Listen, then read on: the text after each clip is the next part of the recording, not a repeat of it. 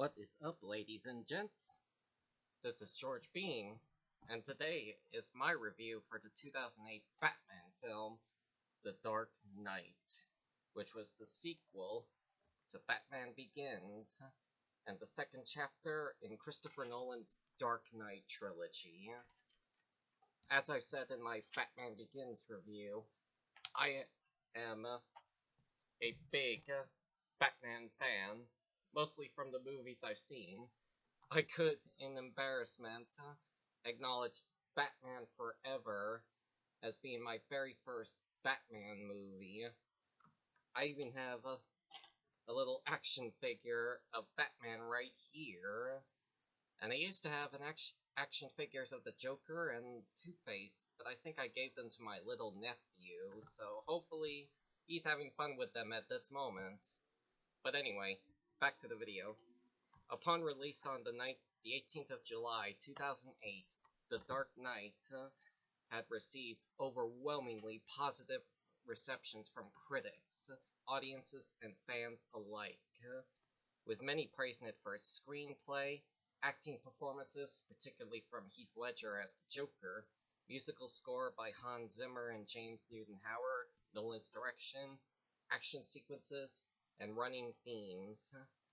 And to this very day, it is considered by critics to be one of the very best films of the 2000s, and one of the best superhero films ever.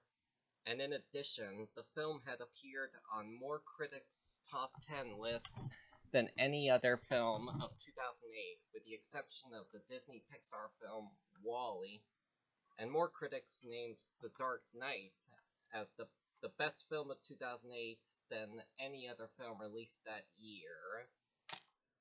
As for its box office, the film had achieved a whopping $1 billion in revenue worldwide, which had effectively made it the highest grossing film of 2008, and at the time, for 4 years, it was the highest grossing superhero film of all time, until it was dethroned by Marvel's The Avengers in 2012. And in addition, it is also the 28th highest grossing film overall, and the 4th film in history to gross more than $1 billion. One little tidbit I should point out for its box office run: in its initial run, the run had only managed to gross up to $997 million worldwide, but Warner Brothers had wanted to increase the chances of crossing the $1 billion mark, and possibly win some Oscars as well. So they had decided to re-release the film in traditional and IMAX theaters in the US and other countries on the 23rd of January 2009. And no surprise, this helped the film cross the $1 billion mark. The plot: set less than a year after the events of Batman Begins, billionaire Bruce Wayne continues his war on organized crime in Gotham City as the vigilante known as Batman. With the friendly help of Police Lieutenant Jim Gordon having his back, in addition to the rising popularity of Gotham's new district attorney, Harvey Dent, who vows to rid the streets of crime. But then, the trio finds themselves prey to a rising criminal mastermind known as the Joker, who threatens to plunge Gotham into chaos and anarchy. And thus, with the aid of Gordon and Dent, Batman finds himself crossing the fine line between hero and vigilante when he does what he feels is necessary to stop the Joker from completing his plans. Even before the release of Batman Begins, screenwriter David S. Goyer wrote a script treatment for 2 sequels which introduced the Joker and Harvey Dent. In this treatment, Goyer's original intent was for the Joker to be captured at the end of the second film, and the third film was to begin with the Joker's trial, and during said trial, the Joker was to scar Dent with acid, and this would have turned Dent into Two-Face and make him the main villain for the third film. But when completing the final script for the film, Nolan had ultimately decided to compress the overall storyline into The Dark Knight, thus allowing Dent to become Two-Face in this film, rather than setting it up for the third film, as he felt this gave the film an emotional arc of which the unsympathetic Joker could not offer, and he was also not a fan of ending the movie on a cliffhanger setting up the next film, wanting it to end on a conclusive note rather than leaving audiences hanging for a few years.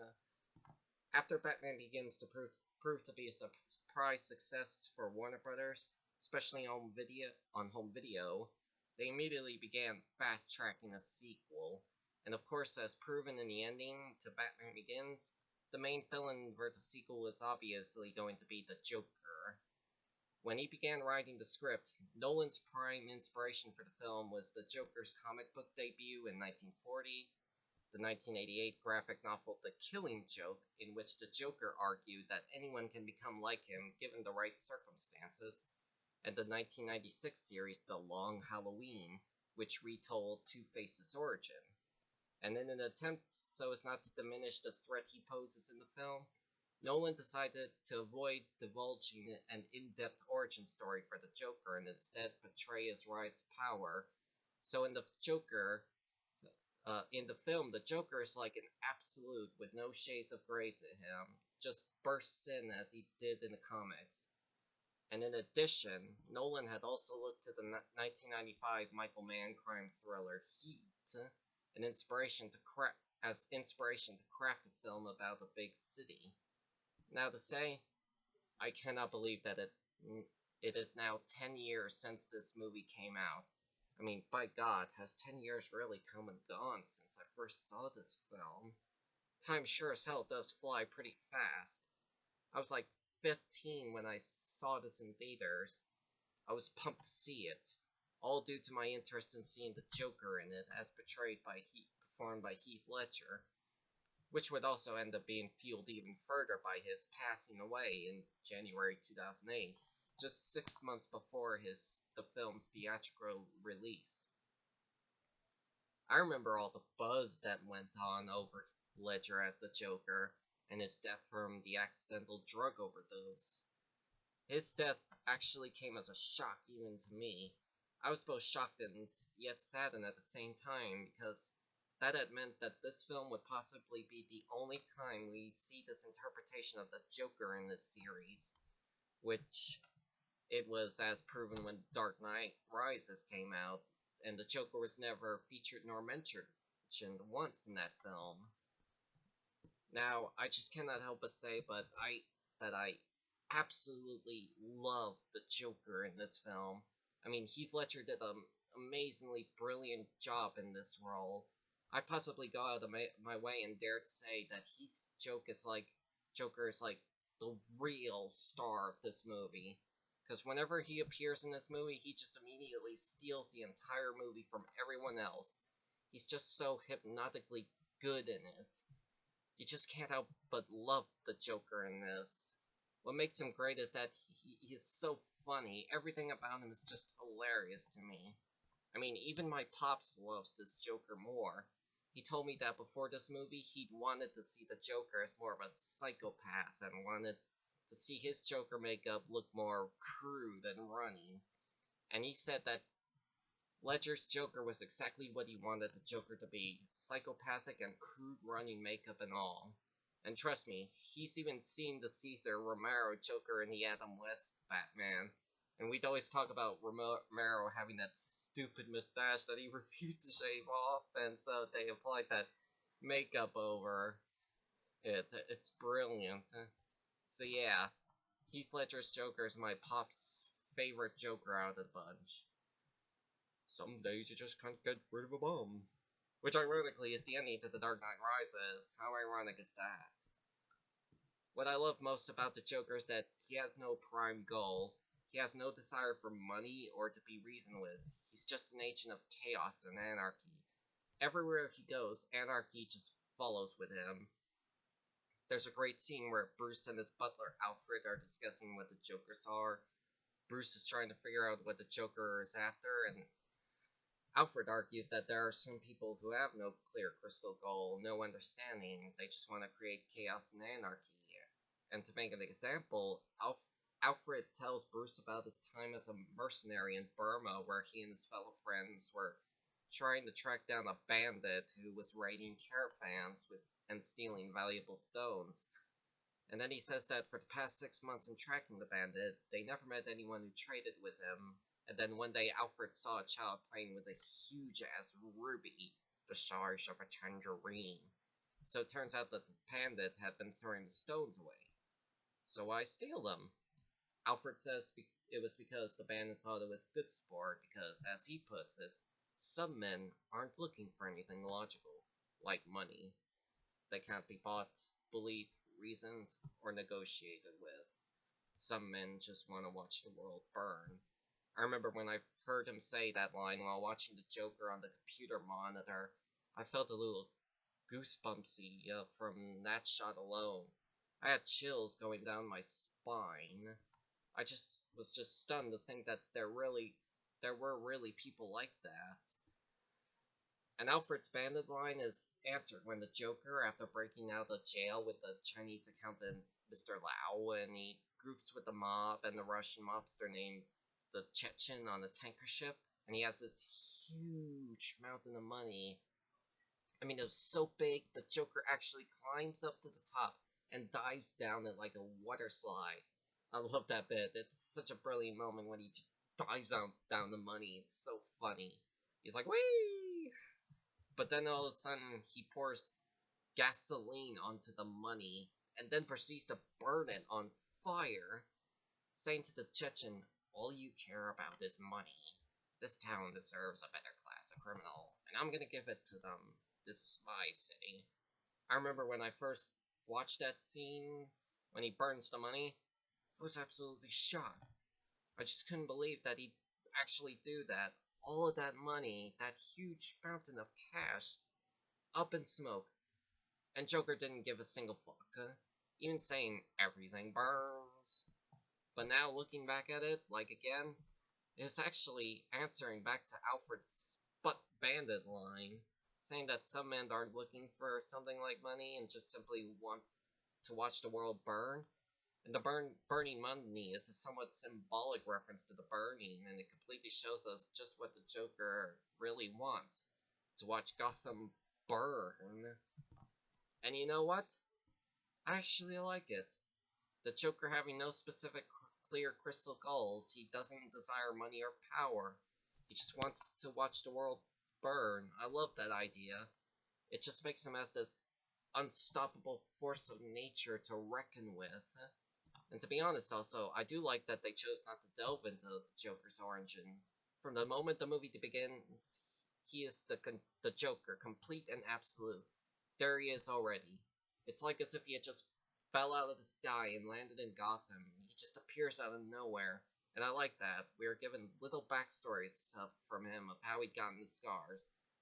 But there are two contradicting stories being told directly by him, so we can't really trust what the truth and what the lie is from him. It shows just how much of a master manipulator he really is. Anything he says could just be twisted by him. And the idea of the mob hiring him to combat the Batman as part of their effort to get back to the way things were before Batman showed up was also inspired by a similar plot in the Long Halloween comic series, in which the mob families feel threatened by the presence of Batman. So in a last-ditch effort to rid themselves of Batman, they decide to hire freaks to fight the Batman. But as the story progressed, the freaks end up bringing about the mob's downfall. So there's a bit of irony in this, and in a way, the Joker kind of cleans up the streets faster than Batman could. And he did it all just by putting Gotham in a state of terror under his reign. Thanks to him, at least half the mob is dead. It's almost kind of like the Joker is the real hero of the movie.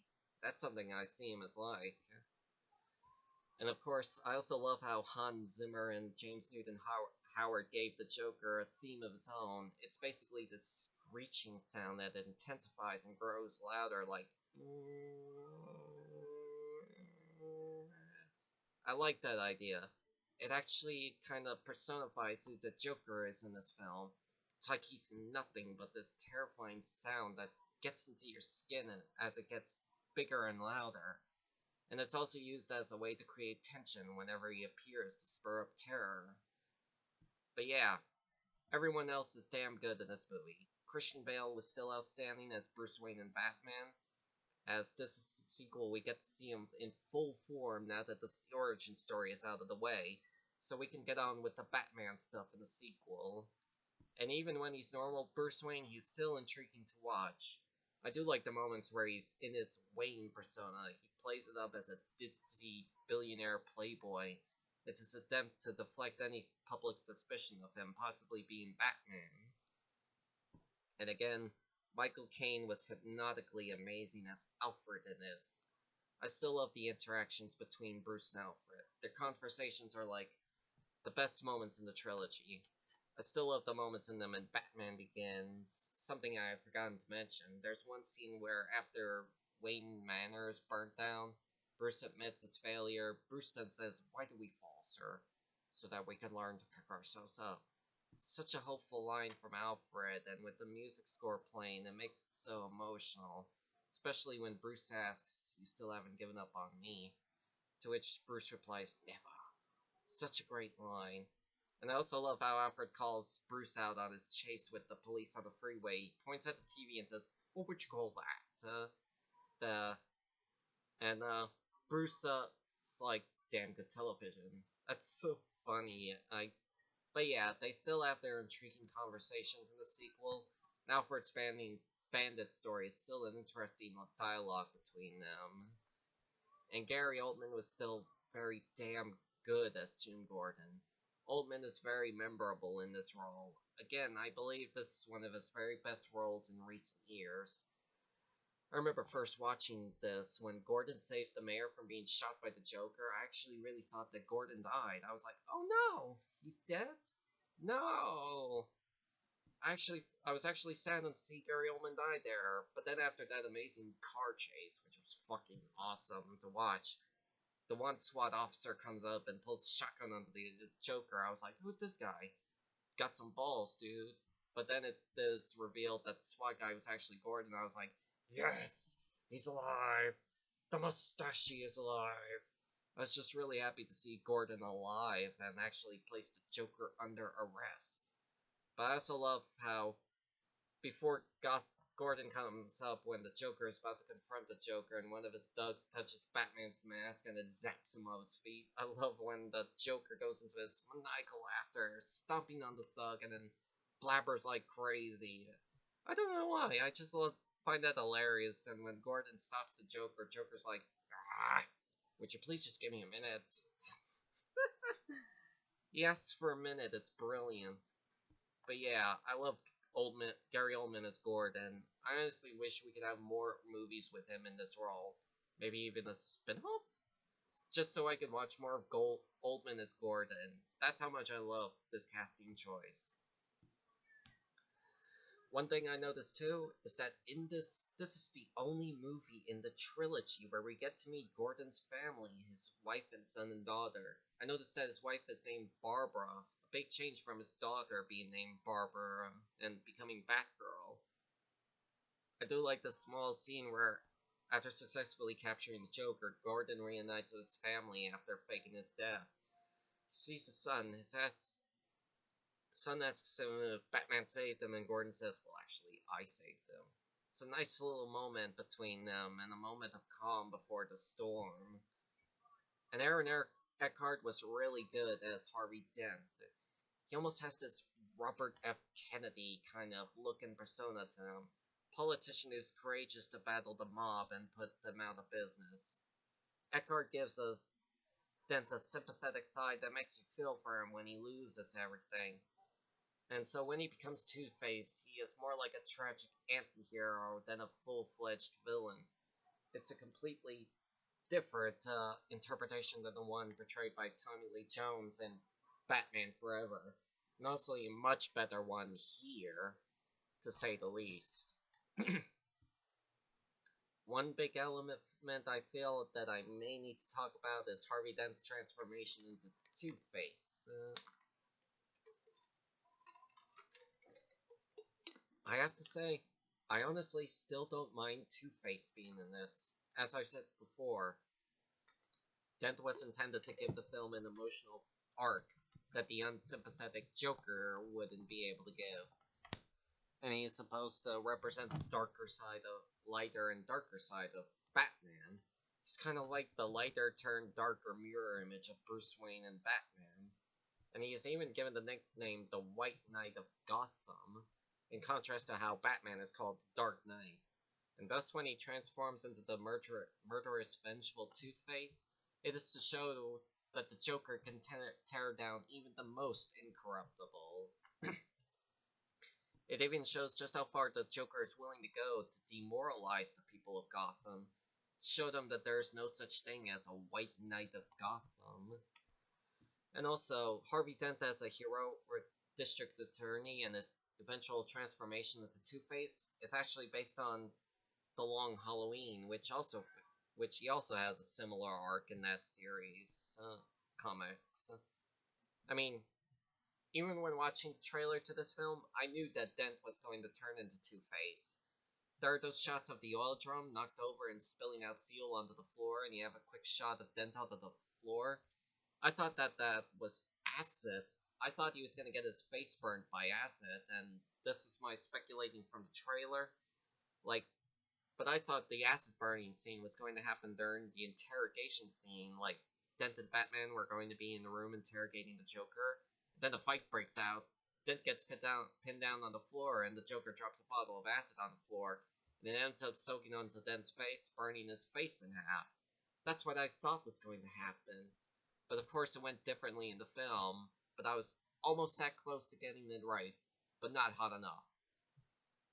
And of course, Morgan Freeman is brilliant as Lucius Fox, where at this point he is now the CEO of Wayne Enterprises. There's one moment in the movie where he is confronted by Mr. Reese, one of his employees, who is played by an actor I remember fondly from the Disney Channel show That's So Raven. And yes, I have watched that show as a kid, no shit. But Mr. Reese has figured out that Bruce Wayne is Batman and blackmails him for $10 million. $10 million. I love Fox's response to the blackmail. He says, "Let me get this straight. You believe that your client, one of the wealthiest, most powerful men in the world, is secretly a vigilante who spends his night beating criminals to a pulp with his bare hands, and your plan is to blackmail this person? Good luck with that." I love that. He fires back at Reese by dulling him back into reality and cautions him about blackmailing this man whom he works for. So if he's right, Batman could confront him too and possibly scare the piss out of him. But if he's wrong, there's strong possibility that Bruce will end up firing him for false accusations. So it's a win-win scenario for Fox and Bruce. But still, Morgan Freeman truly deserves a big-ass reward for that scene alone. It's fucking brilliant. Such a big fuck you to that guy. And Reese is like, "Keep that," meaning the Tumblr blueprints, and he leaves. He knew he lost that battle big time. I love that. And one thing I should mention is that Bruce's childhood sweetheart, Rachel Dawes, was played by Katie Holmes in Batman Begins. But in this film, the role was instead played by Maggie Gyllenhaal, because apparently Katie Holmes sacked off this movie so she could do that comedy called Mad Money with Diane Keaton and Queen Latifah, which I have seen in cinemas. God, that movie was fucking awful. I can't believe I have seen that. I should have seen 27 Dresses instead with my girlfriend that night. But sadly, I killed any chance I had of going home with the Gia. Rest in peace. Chances to have the pussy 2008 or 2008. Looks like I'll send some flowers. But anyway, I don't mind Maggie Gyllenhaal. I've always liked her in whatever she's in, and she's also Jake Gyllenhaal's sister, so respect for that. But aside from the cast, everything about this movie is really good. Running at a runtime length of 2 hours and 30 minutes, I feel that not 1 minute was wasted on this movie. Every minute of it had felt earned and necessary to the storyline. I love how it is structured like a crime thriller. It's obvious that this movie was very much influenced by Heat. With I having finally watched this movie on a whole recently, I can now see the similarities between them, such as the "look at me" line, the bank robbery scenes, both movies being set in the big city, etc. I remember when I first saw this in cinema, I was just blown away and surprised by this film as it kept going. This movie is so full of twists and surprise in it. I did not expect how it was going to go. Like during the first scene where the Russian mobster the Chechen and his goons meet up with Scarecrow in the garage to sell drug traffic the fear toxin, which honestly would not go that far, if you ask me. But then they see Batman, they think they're ready for him, but then another Batman appears, and then another. It's like, what's going on? Decoys. And then the Batman starts shooting at the thugs with guns, and Scarecrow says, "That's not him." I was like, yeah, that's not really not him. I don't remember Batman suddenly deciding to go for guns. And then finally, then the real Batman appears and begins fighting. It was so cool to reintroduce Batman in such a way like that. When he shows up, the action truly kicks in. It's kind of like a day in the life-ish of Batman. And as a sequel, we can finally get on with Batman already, as the stressful stuff like the origin is already out of the way, so we can now see Batman already in full form. It's also cool to see Batman copycats. It shows how Batman appearing has somewhat inspired people to take action too. Batman's appearance has sent shockwaves throughout Gotham. Even the copycats. It's a brilliant idea. But I also love how the copycats wear hockey pads, something Batman also points out. "I'm not wearing hockey pads." It's a funny little line from Batman. I do love the action sequences in this film. I absolutely love the car chase when the Joker in the trailer truck chases down Dent in the SWAT truck whilst Batman is on his Batpod. It's a very done chase scene, especially when it culminates with the truck being flipped over. It's such a cool shot, and I love the bit when the Joker stumbles out of the truck, all concussed, and he ends up tripping over and accidentally fires his machine gun off briefly. It's such a funny moment, and it ends with and Batman confronting each other. Joker attempting Batman to run him over with the Batpod, to which the Batman doesn't really. But it's kind of like a similar scene to the '89 Burton film with the Batpod instead of the Batwing. "You gruesome son of a bitch."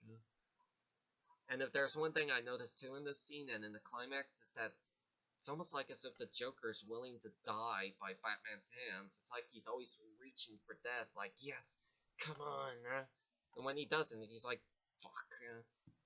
It's almost does seem that way. I mean, when it seems like he's about to fall to his death in the climax, he laughs maniacally. In reference to how earlier he says, "In their last few moments, people show you who they really are." And what does he do when he thinks he's gonna die? He laughs. That's one freaky, scary thing about this Joker. He's not afraid to die. But yeah, I also love the big scene when the Joker blows up the Gotham General Hospital after he manages to turn Two-Face to the dark side. Side note, when he wears the red hair wig, he looks like Molly Ringwald. But again, I love how Joker just walks away from the exploding hospital in that nurse gown. It's actually really funny, But he and we begin to realize that the explosions aren't exactly big enough. It's just throwing out debris and papers and shit. And it stops. The hospital's still standing. Joker limps his arms out like, "Where's the big boom?" Then he taps the trigger button, and that is when the bigger explosions finally happen, almost somewhat causing him to flinch. It's so funny. I don't know if that was improvised or not, but I have to say, that is quite possibly the funniest Joker moment in the whole movie. It's so hilarious. I remember laughing my ass off the first time I watched that scene. It's the best moment in the whole movie. It's the funniest. And see, even a dark movie like this has some humor, and it revolves around the Joker being funny. And also, again, there's the moment when Bruce is in the Lamborghini manages to save Gordon and Mr. Reese in the police van by a civilian truck about to ram them head on. And Bruce manages to solve the crash with his Lambo. I should mention that the Lamborghini name is translated to Bat. so it's a bit poetic because Bruce is driving a civilian Batmobile. But after the crash, Gordon meets with Bruce and asks if he was protecting the fan, and Bruce is like, why, who's in it? He's still playing that persona, it's hilarious, but it's also a bit nice because that's the one time in this movie when Gordon and Bruce meet. So it's like the one moment when Gordon speaks with Batman without the suit, and he doesn't even know it. I like that little moment between them. One of my favorite scenes possibly has to be when Batman travels to Hong Kong to retrieve Mr. Lau to bring him back to Gotham so the authorities could use him as a secret weapon for their Rico case to take down the mob all at once. I love the Hong Kong scene. It was quite refreshing to have a scene set outside of Gotham, and it also shows how no matter where you go around the world, Batman could still get you, because he doesn't give a fuck about jurisdiction. He could just yank you out of your home and ship you back to Gotham whenever he wants. Of course, and I love the shot of him flying through the Hong Kong skyscrapers, and I love the way the cape looks when it's flapping in the air. It's really brilliantly done shot. I love the shot of him flying with the wings flapping again. Of course, in this film, Batman goes for a new suit that gives him more agility and doesn't use a cowl, which allows him to move his neck more properly. Well, yeah, I do like the new suit in this film, how it makes him more agile. I honestly prefer the original suit in Batman Begins. It looks more like the comic book Batman with the cowl and all, and it also makes him look a bit more demonic-like in a way. If you see him in the distance in the dark, it's like, what is that? I also like the moment in Begins when Scarecrow experiences a hallucination from his own fear toxin and sees Batman looking more demonic and gargoyle-like, like Brain. That is such a freaky moment, seeing Batman more demon-like in that hallucination. I love that moment. I remember it freaked me out as a kid. But yes, I prefer the Batsuit in Batman Begins. It looks more Batman-like. I also do like the new gadgets Batman uses in this film, like the gun that shoots out sticky tar with explosive timers on it. Before this movie came out, I knew that the Batpod was going to appear in this movie, because I saw a photo of it on display and it looked cool. But the way it was introduced in this film was unexpected and amazing. The way it pops out of the damaged tumbler was really cool.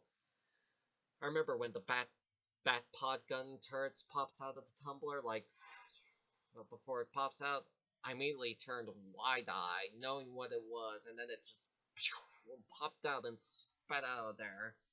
It was like an awesome moment. I'll never forget that moment. It was really cool how it introduced the Batpod like that. But one gadget that I got in everyone's attention was the cell phone sonar device. He has this huge display of like 1,000 small screens displaying sonar from every cell phone in Gotham, giving him the ability to basically spy on every Gotham citizen to track down the Joker. I still don't get how it works, even 10 years, but whatever, it's a cool gadget. But it's also a bit shocking to me that Batman would resort to mass surveillance to track down the Joker. It's also reminded people of how the Bush administration had resorted to using mass surveillance on people in their effort to combat terrorism, or so they claim. It's kind of freaky how this movie also acts as an allegory or reflection of the world we live in today. And even the Joker's dialogue also reflects how society reacts to terrorism. He says, if I say that a gangbanger will get shot or a truckload of soldiers will be blown up, nobody panics. But if I say that one little old mayor will die, well, then everyone loses their minds. In a weird way, he actually has a pretty good point on how people would react to a few explosions. It's honestly very scary to see this villain speaking out to us as society.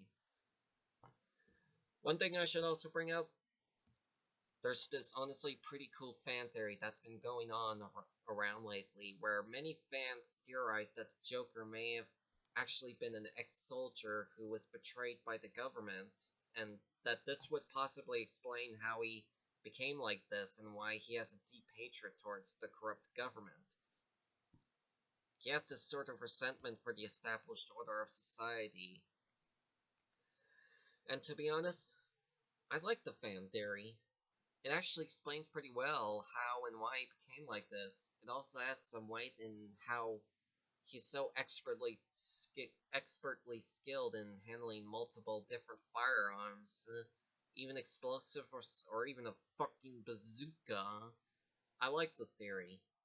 If you haven't heard of this fan theory, I'd suggest giving it a check out. There's a couple of videos on YouTube that you can find about it.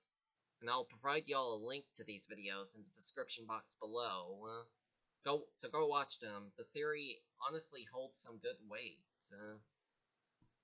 And one thing to say, this movie has a love triangle between Bruce, Harvey, and Rachel. And there's a sort of attempt by Bruce and Harvey to woo Rachel in a way. Woo. Whoa. It all adds up to Rachel having to pick which one. To be honest, I'm not generally a fan of love triangles. I don't like them.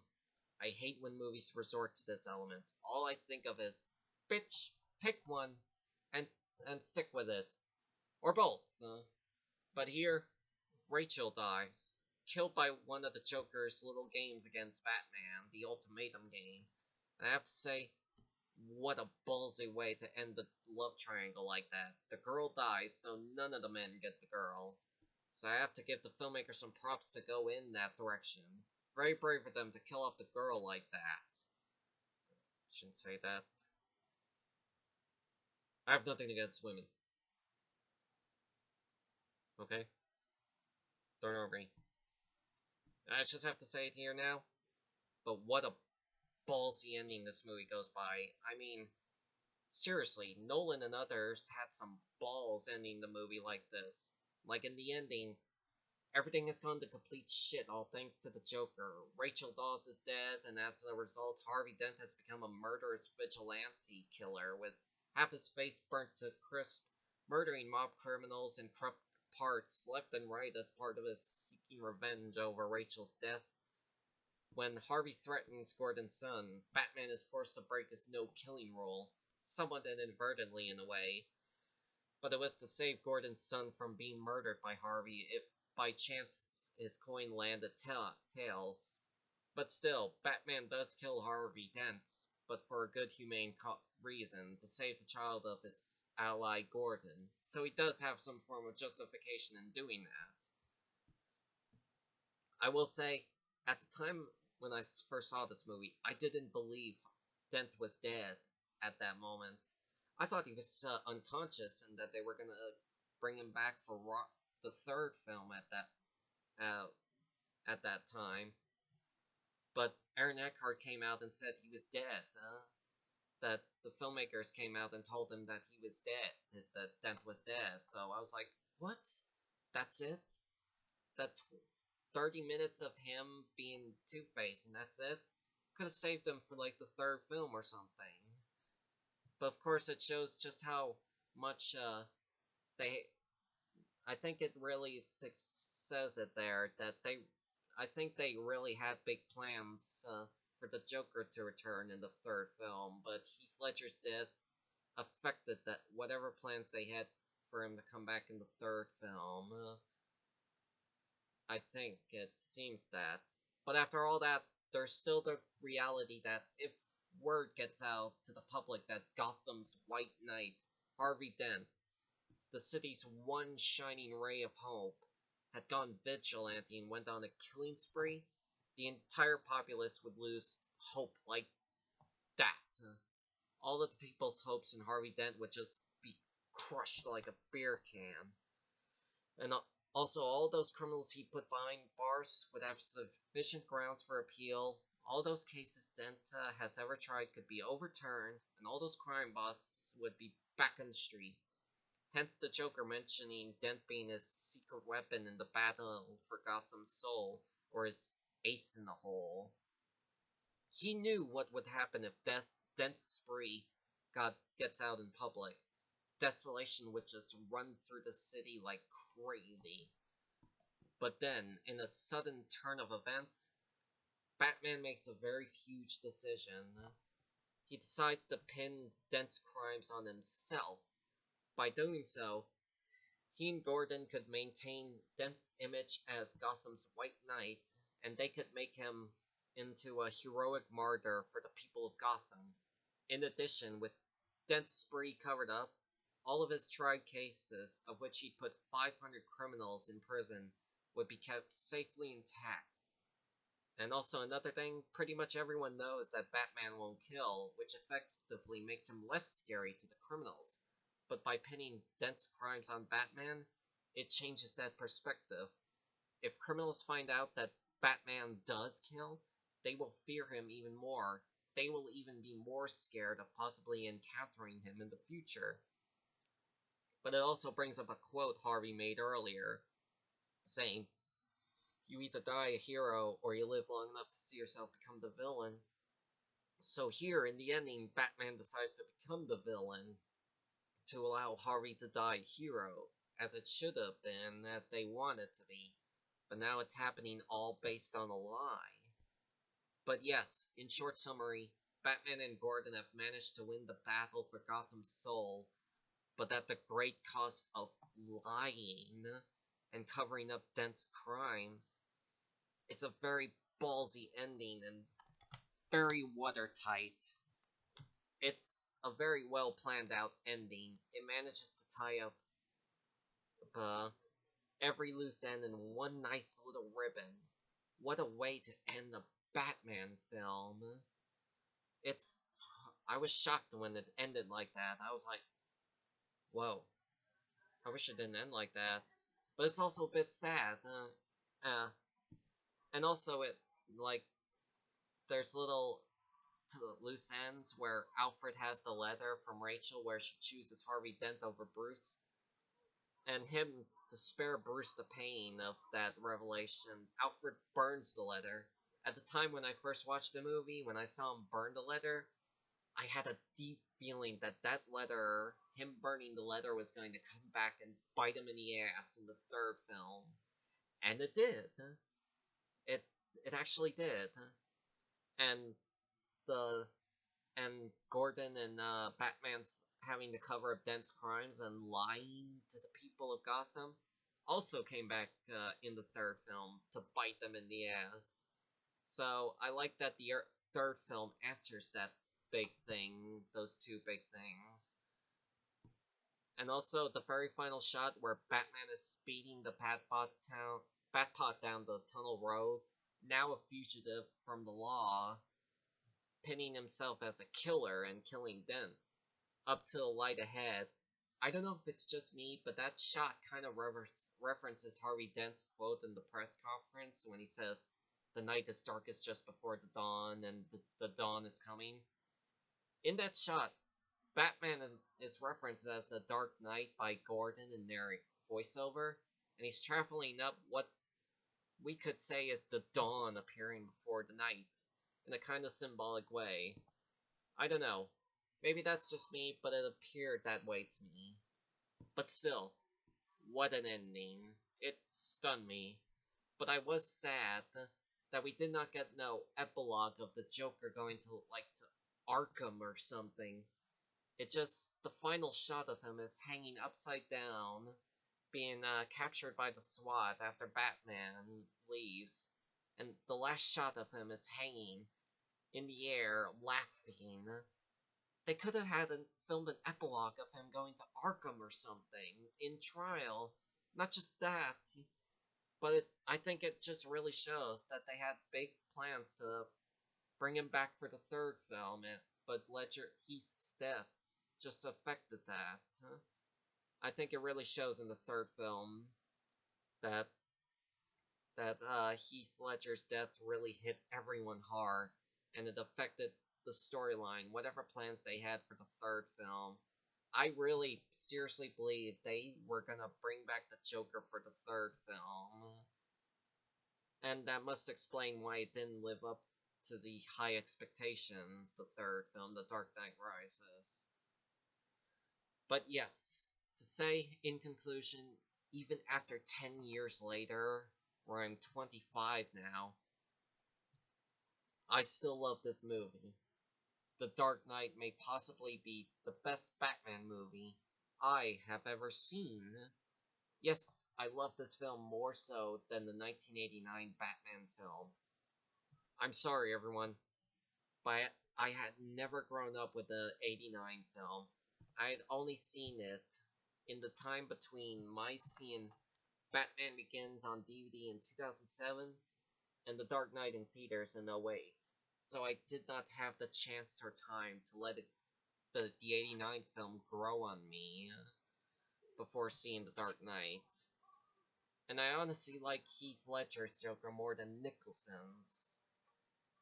I honestly find Heath's to be much more Joker to be much more of a dangerous threat than Nicholson's was, because Heath's Joker is more like an unstoppable force of nature, like a hurricane, because he has no specific goals to achieve. He just wants to bring about revolutionize Gotham City.